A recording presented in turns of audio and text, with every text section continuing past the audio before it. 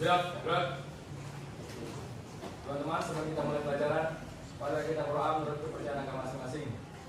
Berdoa mulai. Berdoa selesai.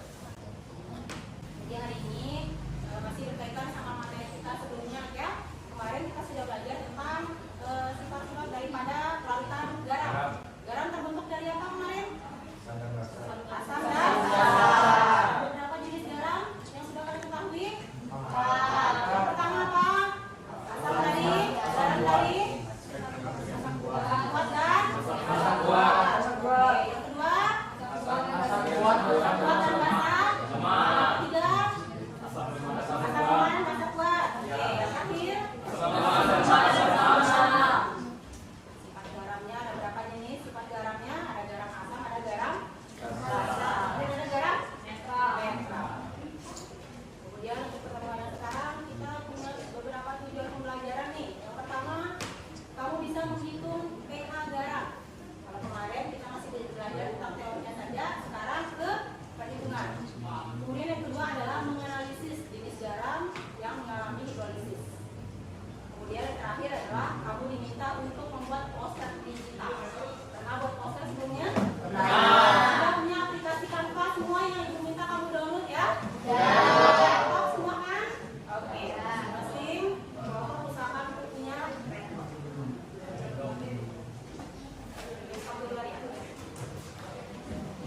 Oke, baiklah, silakan bersama kelompoknya masing-masing. Kelompok yang kemarin masih berlaku ya? Silakan dikuatkan gadgetnya juga. Baik itu HP maupun laptop yang akan digunakan untuk membuat proyek. Nah, sambil kamu mengerjakan, ini adalah panduan untuk membuat proyek ya. Masuk pada KPD.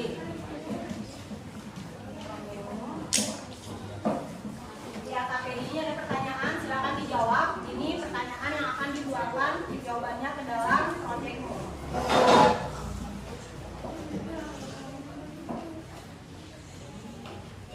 Silakan dikerjakan.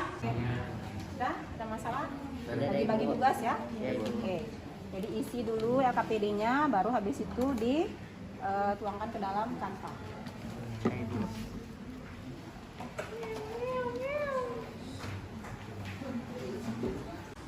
Ibu kasih waktu 30 menit. Cukup ya? Waktu untuk mengerjakan proyek adalah 30 menit sekaligus bersamaan dengan mengerjakan LKPD. Silakan bagi tugas untuk masing-masing anggota kelompok supaya efektif. Sudah berapa persen nih hasil pekerjaannya? Sedikit lagi. Oh, sudah ada ya? Oke. Tidak ada masalah? Semuanya aktif? Aktif. Sudah dibagi? Tidak ada masalah?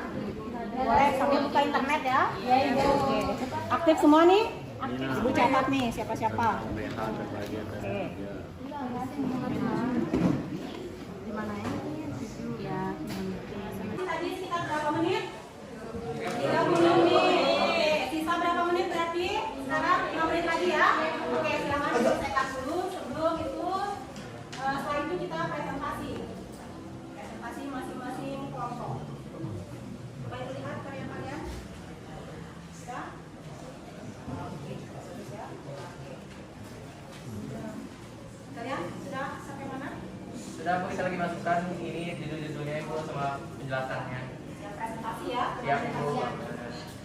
Kalian bagaimana? Sudah siap? Sudah siap, Bu. Siap, Pak. Ini sudah? Oke. Kita tunggu beberapa kelompok lagi ya. Dikasih Canva ya.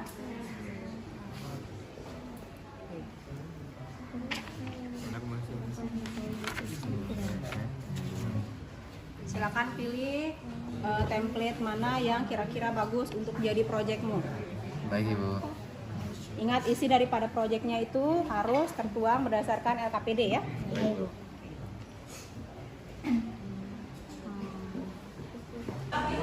Waktunya sudah habis ya. Sudah siap semua nih? Silakan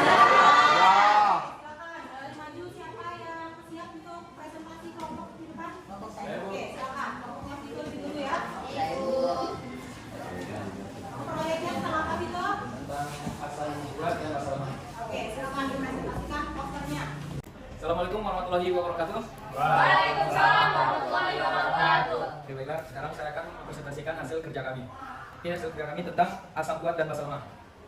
Terdapat pada KPD-nya yang harus dicari dengan senyawa yang terhidrolis, nilai tetapan hidrolis, rumus perhitungan konsentrasi ion H+, yang keempat pH. Oke, untuk asam kuat dan basa, senyawa yang terhidrolis adalah basa lemah, hidrolisis. Nilai tetapan hidrolisisnya KH sama dengan KW per KB. Ini bisa didapat di buku yang telah dibagikan. Yang ketiga, rumus perhitungan konsentrasi ion H+. Karena dia H+. Oke,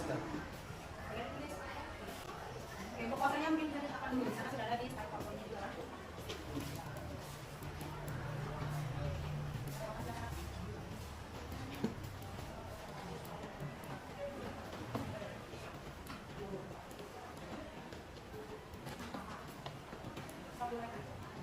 Teman bisa diperhatikan pada rumus ini. Ini adalah rumus perhitungan konsentrasi ion H+.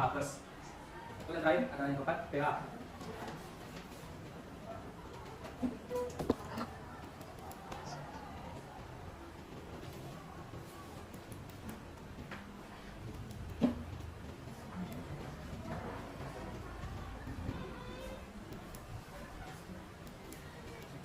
Untuk pH-nya bisa lihat di situ, dipertimbangkan teman.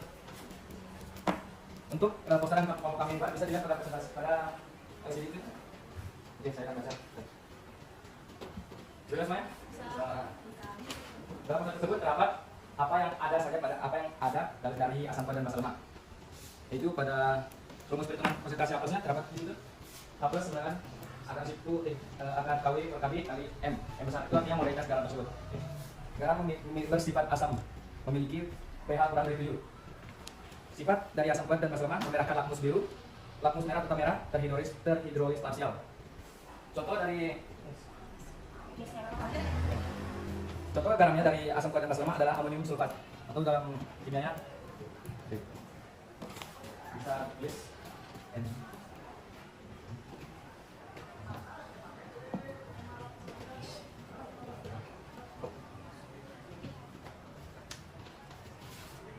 Ini adalah bentuk kimia dari amonium sulfat.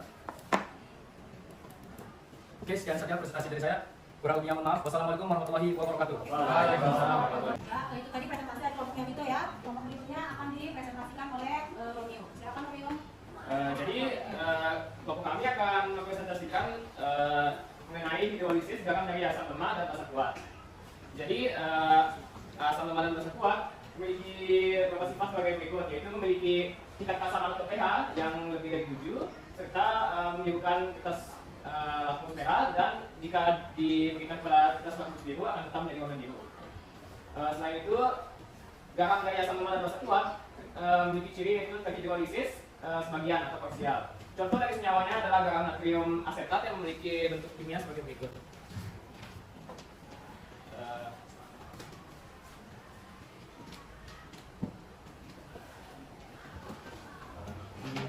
Bentuk kimia dari garam natrium asetat yaitu CH3, COO, Na. Jadi garam dari asam lemah dan basa kuat memiliki rumus perhitungan konsentrasi ion OH- sebagai berikut, yaitu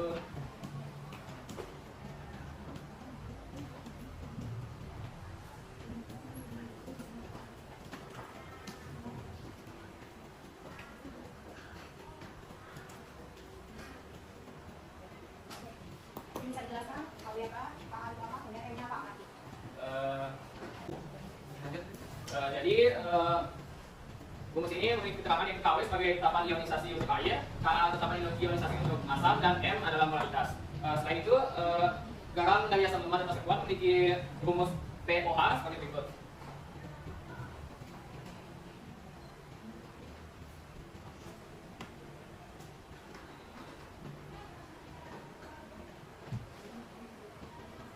Jadi seperti itu. Oke, terima kasih Raffi. Jadi sekian presentasi dari saya. Apakah ada pertanyaan? Yang lainnya ya, silakan. Kak, saya.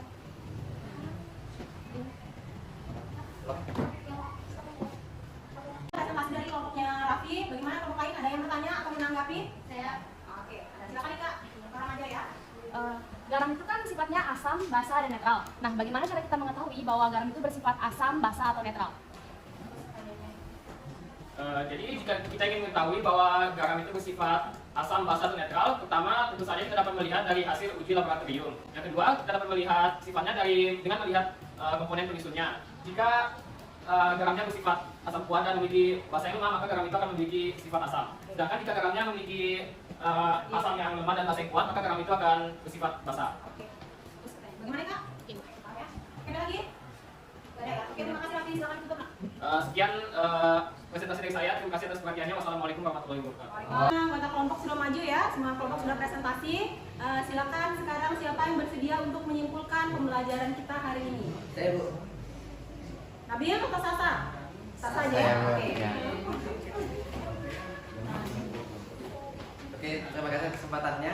Baik, kali ini saya akan menyimpulkan mengenai pembelajaran hari ini. Yang pertama-tama, seperti kita ketahui ada beberapa jenis garam yang berasal dari yang pertama asam kuat dengan basa lemah, selanjutnya asam lemah dengan basa kuat, dan asam lemah dengan basa lemah. Dilihat dari yang pertama, senyawa hidrolisis, garam yang berasal dari asam kuat dan basa lemah akan menghasilkan basa lemah, sedangkan pada asam lemah dan basa kuat akan menghasilkan asam lemah. Selanjutnya kemudian yang ketiga, yang kedua, rumus perhitungan konsentrasi ion hidroksida dan ion H+. Untuk asam kuat dengan basa lemah, rumusnya adalah H+ sama dengan akar dari tetapan hidrolisis air dibagi tetapan hidrolisis ionisasi dikali molaritas partikel. Selanjutnya untuk asam lemah dengan basa kuat, OH ion OH negatif sama dengan akar dari tetapan hidrolisis air dibagi tetapan hidrolisis asam dikali molaritas partikel. Kemudian untuk asam lemah dengan basa lemah ada dua rumus yang digunakan tergantung apakah dia menjadi asam atau basa.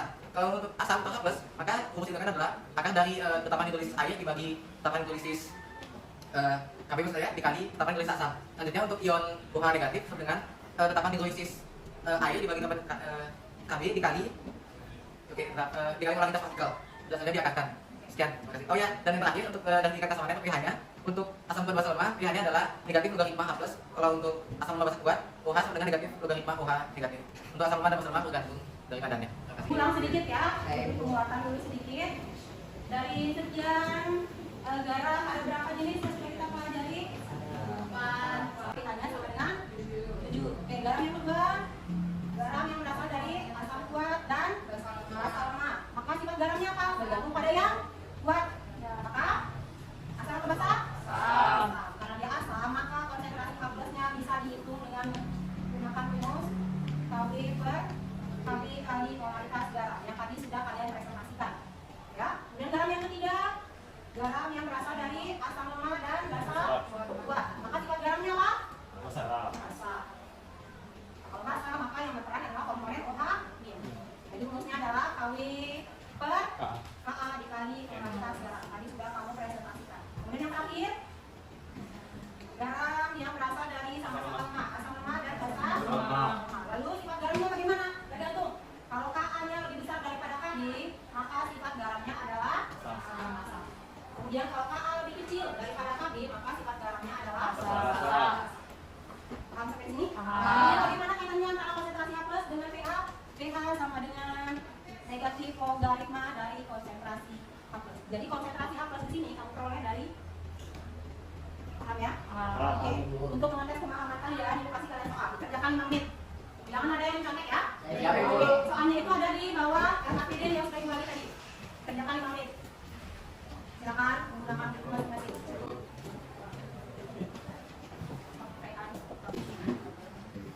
Ya, satu soal saja ya.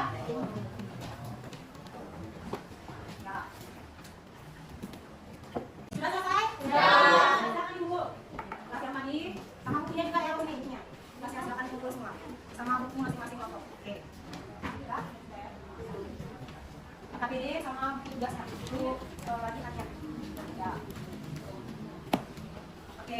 Pembelajaran kita hari ini sudah selesai ya. Tugas poster kalian nanti dikumpulkan via WA group ya. Oke, kemudian ada pertanyaan untuk hari ini? Sebelumnya kita lanjut ke latihan soal di depan ya. Oke, kalau tidak ada pertanyaan, ibu akan akhiri sampai di sini.